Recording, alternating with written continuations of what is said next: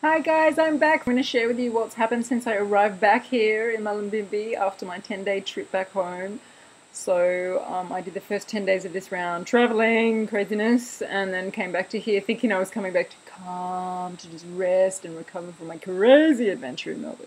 That's not quite what happened. Those of you who follow the news might know that there were some crazy storms and floods in this part of Australia, and sort of knew that was happening. My partner had told me it was raining a lot, but he hadn't really conveyed what was really happening here.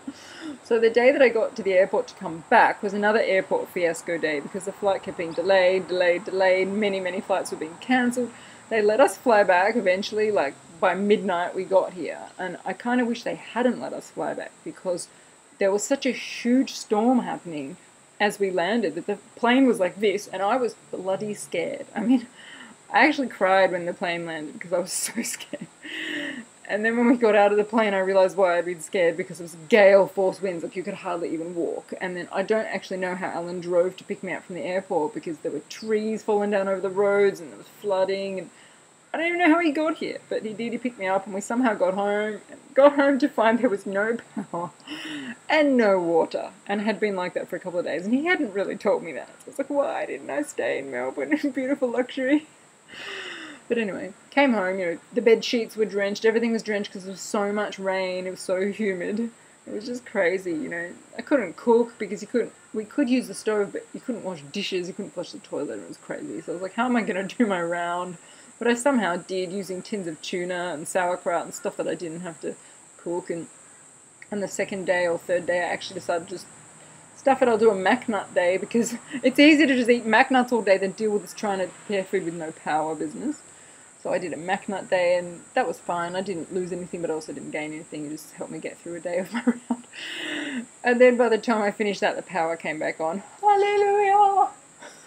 I'm very dependent on power in phase 2 because I like to make protein shakes and I like to make protein ice cream.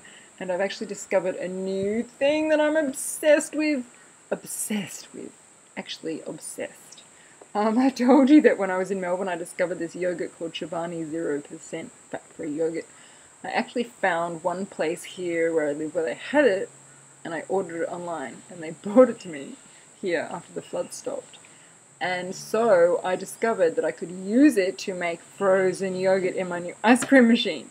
So what I do is I put in some of that 0% fat yogurt, which is high protein, very low calorie. It's like 100 calories for like 170 grams, like a little tub is 100 calories. So have that, and then I chuck in 2 egg whites because I need some extra protein, and then raw egg whites, and then I put in some stevia, some flavoured stevia or some cocoa powder, or I put in just a few strawberries, something to give it flavour, some water so it gets bigger, and then blend that all up, and then I chuck it in my ice cream machine, and it turns it into frozen yogurt. Oh, like a big thing of frozen yogurt, but it's like 150 calories or something. I could eat it for like an hour. It lasts forever because it's so thick. And I like stuff that takes ages to eat because then I don't feel deprived. So I've had one every night since I discovered that. Very exciting. So power was really helpful, having power back on. So anyway, when I got back, apart from the fiasco of there being no power and water, my scales luckily run by battery, so I did get on my scales, having not weighed myself for 10 days, and I actually, it was funny, I didn't even really care what they said. I'm so, not attached to this round. I just want to get through it and stabilize properly. I knew I'd dropped off most of the weight I put on from the milk. I could already tell from feeling my clothes and everything, looking in the mirror, but I was just mildly curious to see. So I looked, and it turned out that on the day I got back, which was about 9 days ago now, I was 59.7, which is 131.6 pounds. So, I think my LIW in the previous round was 129.9 before the milk fiasco. So I was close to that. A couple of pounds still above that. Since then, I've dropped down maybe 1.5 pounds. I'm now about 59.1, which is 130.3. So I'm really almost back at my LIW. I'm like 0.4 above it or something. So, I've got about 4 more days left of stuff in the little vial, and at that point I'll stop. Whatever weight I'm at, but I'm happy. And I measured myself, of course, that day when I got back, and all my measurements have gone down as well.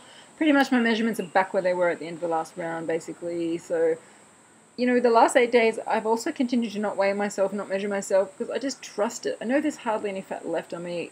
It would just be obsessive to care at this point, and I'm not obsessive. I really realized that where I'm at now, I'm slim.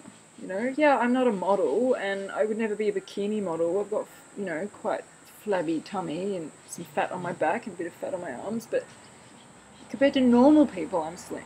I look like a slim normal, but still got a bit of stuff here and a bit of stuff here, you know, but that's just as I'm apple shaped and I carry fat in my upper body. It's okay. I realised that to get from where I'm at now to having a really perfect figure, like flat tummy, no fat here, you know, no fat on my back, that's really a whole nother big jump. That's a huge jump. That's looking a slim to looking, you know, perfect. And A, I don't need to look perfect. B, I'm not ready to make another big jump. I've made so many big jumps this year. I went from being huge, you know, very overweight to being kind of the weight I was in my 20s. That was a huge jump. And then from being the weight of my 20s to like 15 pounds lighter, that was a massive jump. And, you know, I don't think my psyche could take another jump now.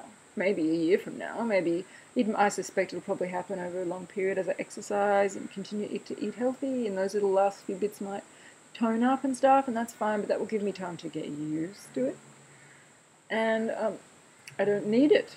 And, you know, there was a period, you know, a few weeks ago when I was doing the round before the milk disaster where I was really obsessing about the fact that my tummy was still quite fat compared to the rest of me, because, you know, I'm a little bit out of proportion. I'm very skinny everywhere except I have a flabby tummy, and it sort of stands out, especially when I wear tight dresses. It's like a little bulge. Nothing else bulges, just one big bulge in my tummy. But something happened in Melbourne which helped me finally let go of any angst about that.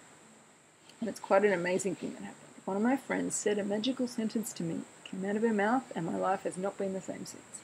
She was noticing it, that everything in my body was skinny except my tummy. And I said to her, it's weird, isn't it? Is my body holding on to fat there for some reason? She said to me, you know what? Your body might be holding it so you can have a baby.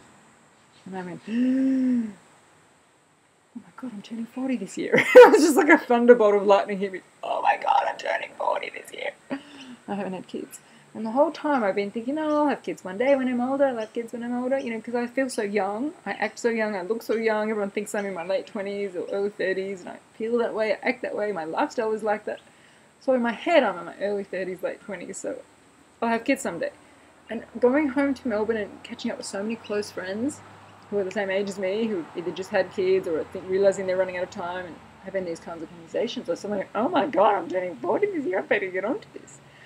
And when she said that about my body's probably holding on to that little bit of reserve fat on my arms, my belly, my back, just so that if I have a baby, my body can relax knowing it can feed the baby. Because if you think about it, if all your fat is gone, completely gone, all your abnormal fat, you know, there's nothing to feed a baby. You are dependent on food, being able to access food. But your body doesn't know you're always going to be able to get food, so it has to keep a little bit on you just in case, you know. And I had never thought of that before, and it makes total sense to me. And what I like about it is it's a way that gives me to turn my old shame about my fat tummy into love of it. Because right now I look down at it and I say, thank you, tummy, because you're proving to me that my body still feels young enough to have a baby.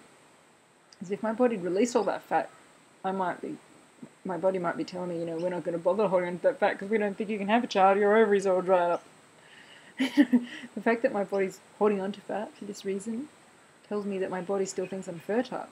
So that's really exciting, and I actually got very moved. I had a bit of a cry about it when I first realised it, and I now look down at this tummy fat as such a blessing, because it tells me I can still have a baby if I want one, and I do want one. So it's very exciting. So I've been talking about it with my partner, and you know, it's not going to happen straight away, but sometime in the next 12 months, I think you might see a little baby action happening. So we'll see. But so I just feel much more at peace about the whole tummy fat thing. I feel really happy with how this round has gone. I've had enough. You know, I really didn't intend to do an extra 21 days on phase 2 just to repeat the thing, but you know, that's how it's happened. So I'm really looking forward to phase 3. A few days from now I should be at phase 3 once I run out of my vial. I think there's probably only enough left for 4 days. I'm going to do super strict phase 3 like last time, except I won't have the milk. Everything else I ate was very low carb. Super low carb. So if I do what I did last time but don't have the milk, it should be very easy to stabilize, especially because my body's been at this weight now for weeks. So, you know, I'm pretty used to being here. I think my body will find it pretty easy to stay here. So everything is going well. Now that I'm back home again, I have power again, my computer's working again. I just want to let you all know, because a lot of people have been asking me, that I am working hard on my second HCG book, which is the one all about emotions, dealing with emotions in preparation for doing your round. I'm probably 2/3 of the way through it. I'm writing a few hours every day on it at the moment, so hopefully within the next 2 weeks it'll be finished, which I'm really excited about because people keep writing me and asking me about it. If you haven't had a chance yet to read the first book, hurry up and read it, Mindset Magic, because it will be really good if you've read the first one before you read the second one, because the second one builds on the first one. There's a lot of stuff that I'm talking about that requires that you've read the first one. So go on, if you haven't bought it yet, it's very cheap. Go to Amazon, look up Mindset Magic, read it, because I guarantee it will totally help you with your next round. It will help you generally with your state of mind in your life, with your mindset, with your self-belief, with your confidence, with your self-love, with your self-talk, with your beliefs, all that stuff, but particularly incredibly helpful for HCG. And I'm so grateful because people are starting to write really amazing reviews now on Amazon. A lot of people have started to read the book. A lot of people have finished reading it, so it's exciting. And it is motivating me to get the second one finished. So I promise it's almost finished. So next time I see you, I probably will be at the very end of this round and hopefully in phase 3. So I'll let you know how it's going.